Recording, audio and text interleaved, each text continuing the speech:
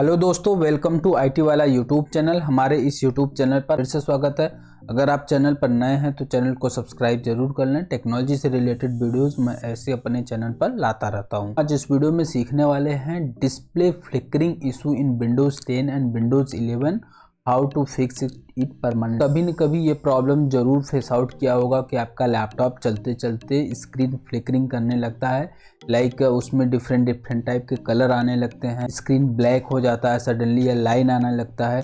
तो इस टाइप से प्रॉब्लम देखने को मिलता है। और कोई भी विंडोज़ का कोई भी ऑपरेटिंग सिस्टम हो तो देखने को मिलता है।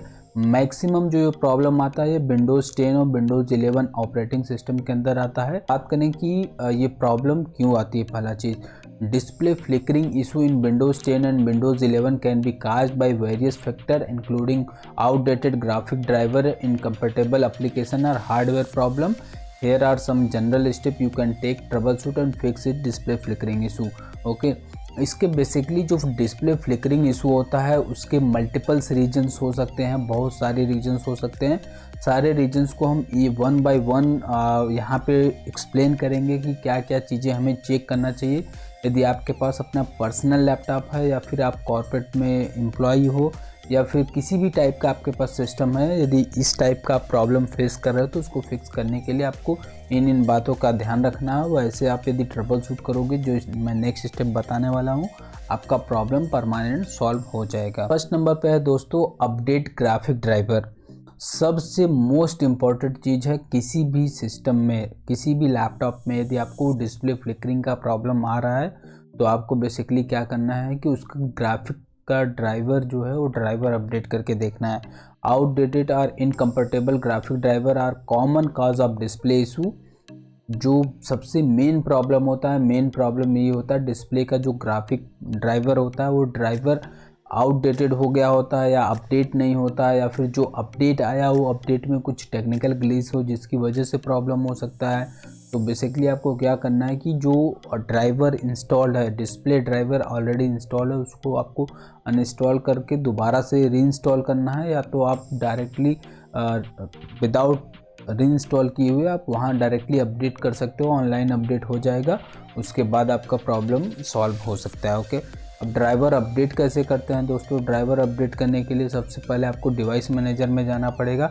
डिवाइस मैनेजर में जा करके वहाँ पे आप डिस्प्ले अडाप्टर पे क्लिक करना है। डिस्प्ले अडाप्टर पे आप एक्सपेंड करोगे तो आपको नीचे दिखेगा कि कौन सा ग्राफिक ड्राइवर है, जो भी सिस्टम या जो भी लैपटॉप है उस लैपटॉप में कौन सा ग्राफिक कार्ड है। ओके, ग्राफिक कार्ड को आपको सेलेक्ट करना है। उसके बाद आप राइट क्लिक करोगे, वहाँ पे अपडेट का ऑप्शन आएगा, सिंपली आप अपडेट कर सकते हो। ओके, ये सिंपल स्टेप है। ये स्टेप से आप अपने ग्राफिक ड्राइवर को अपडेट कर सकते हो, जिससे आपका प्रॉब्लम सॉल्व हो सकता है। सेकेंड नंबर पर बात करें दोस्तों, सेकेंड नंबर पे है एडजस्ट डिस्प्ले सेटिंग। कई सिस्टम में डिस्प्ले रिजोल्यूशन सपोर्टेड नहीं होता है और वहाँ पे कुछ सॉफ्टवेयर वगैरह अपडेट हो जाते हैं, उसकी वजह से भी डिस्प्ले फ्लिकरिंग का प्रॉब्लम आता है। तो उस कंडीशन में आप ये देखो कि आपके पास जो लैपटॉप है वो लैपटॉप का जो डिस्प्ले रिजोल्यूशन वो कितना सपोर्ट करता है और कितने पे होना चाहिए। आप कुछ चेंजेस करके देख सकते हो।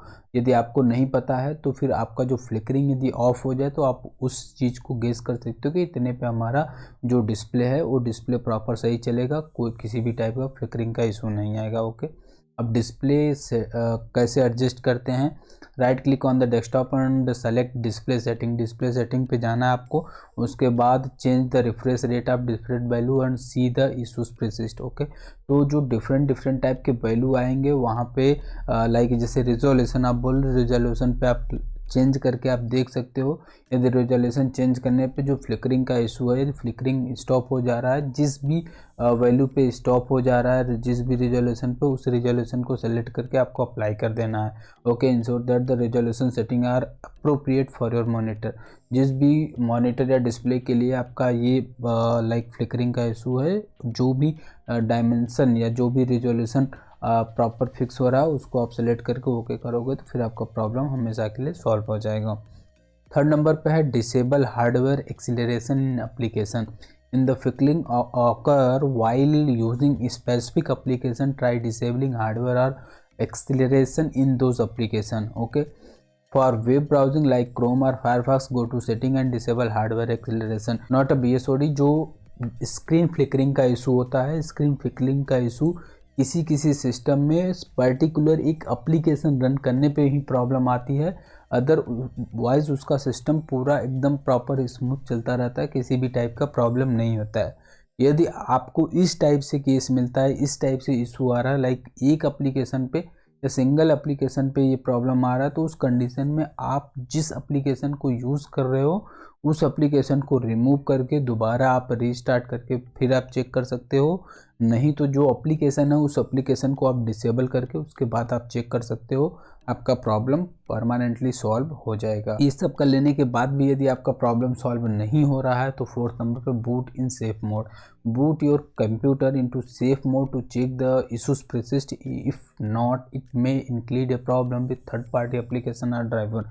ओके, आप बूट करा के देखो। बूट कराने के बाद यदि आपका लैपटॉप या कंप्यूटर प्रॉपर चल जाता है तो बेटर है, यदि नहीं चलता है तो इसका मतलब उसमें जो थर्ड पार्टी एप्लीकेशन या ड्राइवर वगैरह मिसिंग होगा, उसकी वजह से प्रॉब्लम हो सकता है।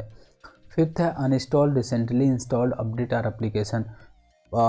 आपका सिस्टम पहले एकदम सही चल रहा था, किसी भी टाइप के स्क्रीन फ्लिकरिंग का प्रॉब्लम नहीं था, बट रिसेंटली आपने कुछ सॉफ्टवेयर वगैरह यूज़ किए या फिर कुछ सॉफ्टवेयर आपने अपने लैपटॉप में इंस्टॉल किया या अपडेट आया जिसकी वजह से ये स्क्रीन फ्लिकरिंग का प्रॉब्लम आना स्टार्ट हुआ। तो इस टाइप से यदि आपको कुछ प्रॉब्लम फेस करने को मिल रहा है तो उस कंडीशन में आप सबसे पहले जो भी सॉफ्टवेयर या जो भी एप्लीकेशन आपने इंस्टॉल किया है उस सॉफ्टवेयर को आप अनइंस्टॉल कर सकते हो। अनइंस्टॉल करके आप चेक कर सकते हो कि इस पर्टिकुलर एप्लीकेशन पे यदि लाइक फ्लिकरिंग हो रहा है तो उसको हम रिमूव करके चेक कर सकते हैं कि हमारा प्रॉब्लम सॉल्व हुआ या नहीं। And if the issue started after recent update और application installation, consider uninstalling the update और एप्लीकेशन। ओके, यदि किसी रिसेंटली आपने एप्लीकेशन वगैरह इंस्टॉल किया है तो उसको आप अनइंस्टॉल करके चेक कर सकते हो। यदि उसको अनइंस्टॉल करना है तो सेटिंग में जाना, अपडेट एंड सिक्योरिटी में, विंडोज़ अपडेट में, व्यू अपडेट हिस्ट्री में जाओगे, अनइंस्टॉलेशन अपडेट में आप क्लिक करके कर सकते हो। ओके, ये स्टेप है उसका अनइंस्टॉलेशन करने का। नेक्स्ट है check the malware, run a full antivirus scan to ensure your system it is not infected with malware. किसी भी टाइप के थ्रेड्स वगैरह सिस्टम में आ जाते हैं, वायरस वगैरह सिस्टम में आ जाते हैं, उसकी वजह से भी ये प्रॉब्लम देखने को मिल सकता है जो स्क्रीन फ्लिकरिंग का होता है। ओके, तो उस कंडीशन में बेसिकली क्या करना है आपको, उस कंडीशन में आपको जो एंटीवायरस आप यूज़ कर रहे हो, लाइक कोई भी एंटीवायरस हो, वो एंटीवायरस से आपको पूरे सिस्टम को फुल स्कैन पे डालना है। वो पूरा सिस्टम को फुल स्कैन करेगा। स्कैन करने के बाद वो प्रॉपर आप रिबूट करो, रिबूट करके फिर आप यूज़ करो, चेक करो या मॉनिटर करो उसको कि ये प्रॉब्लम दोबारा रिपीट हो रहा है या नहीं हो रहा। ये भी रीजन हो सकता है स्क्रीन फ्लिकरिंग के इशू में। ओके, नेक्स्ट है adjust the power setting, go to the control panel, power option, select the different power plan, sometimes display flickering can related the power saving features. Okay, तो ये भी एक problem हो सकता है, पावर सेविंग फीचर्स जो लोग इनेबल करके रखते हैं उसकी वजह से भी स्क्रीन फ्लिकरिंग का प्रॉब्लम हो सकता है। नेक्स्ट है check for hardware issue. Okay, if the problem persists it may be can hardware issue, check the cable connection and try using the different monitor or cable to rule out hardware problem। Okay, basically कई बार ऐसा भी हो सकता है कि उस system में कुछ हार्डवेयर से रिलेटेड इशू हो सकता है। हार्डवेयर में बेसिकली क्या प्रॉब्लम हो सकता है, हार्डवेयर में आपका रैम फॉल्टी हो सकता है। यदि रैम फॉल्टी होगा तो उसके कंडीशन में आपको ये प्रॉब्लम देखने को मिल सकता है। मे बी वो पूरा लाइक पूरी तरीके से रैम डेड ना हो, बट उस पर कुछ डस्ट आ गया हो, कोई और प्रॉब्लम हो, उसकी वजह से हो सकता है। तो एक बार आप रैम को क्लीन करके दोबारा से आप मदरबोर्ड पे इंस्टॉल करके चेक कर सकते हो, मे बी आपका प्रॉब्लम सॉल्व हो सकता है। नेक्स्ट है graphic card setting, open the graphic control panel, your graphic card, example NVIDIA control panel, AMD Radeon setting, adjust setting related to the refresh rate and resolution. Okay, graphic card का basically क्या होता है, उसका एक resolution setting होता है जिससे हम रिफ्रेश रेट बोलते हैं। ओके, तो refresh rate setting by default जब आप ग्राफिक ड्राइवर अपडेट करते हो तो उस सिस्टम के अकॉर्डिंग ले लेता है। इन केस यदि किसी वजह से सिस्टम में अपडेट नहीं हो पा रहा है तो फिर आप सेटिंग में जा करके आप मैनुअल इसको अपडेट कर सकते हो। वहाँ से करने के बाद आपका प्रॉब्लम सॉल्व हो सकता है। नेक्स्ट है सिस्टम फाइल चेकर सबसी स्कैन। ओके, 10th नंबर सबसे लास्ट ऑप्शन है दोस्तों, फाइल 10th है दोस्तों, सिस्टम फाइल चेकर सबसी स्कैन। ओके, सबसी क्या होता है? Basically system file checker scan. Open the command prompt as a administrator and run the command subc /scan. Now the scan and repair corrupted files. Okay, तो जितने भी आपके system में जो भी फाइल्स करप्ट हुआ है और जो भी फाइल लाइक किसी भी टाइप का कुछ प्रॉब्लम आया हो तो उसको रिपेयर और करप्टेड फाइल को वो ट्रबल शूट करेगा, स्कैन करेगा, इट मीन्स पूरे फाइल को। उसके बाद आपका सिस्टम ये प्रॉब्लम सॉल्व हो सकता है। नेक्स्ट है दोस्तों update to latest Windows version. आप अपने सिस्टम में देखो कौन सा ऑपरेटिंग सिस्टम है। लेट सपोज ये प्रॉब्लम आपको विंडोज़ 10 में आ रहा है तो आपको क्या करना पड़ेगा? बेसिकली आपको उसको लेटेस्ट विंडोज़ जो ऑपरेटिंग सिस्टम अभी जैसे 11 चल रहा है तो उसको 10 से 11 पे अपडेट करना पड़ेगा। आफ्टर अपडेट ये प्रॉब्लम नहीं आनी चाहिए। Okay, make sure your operating system is up to date with the latest update and patches.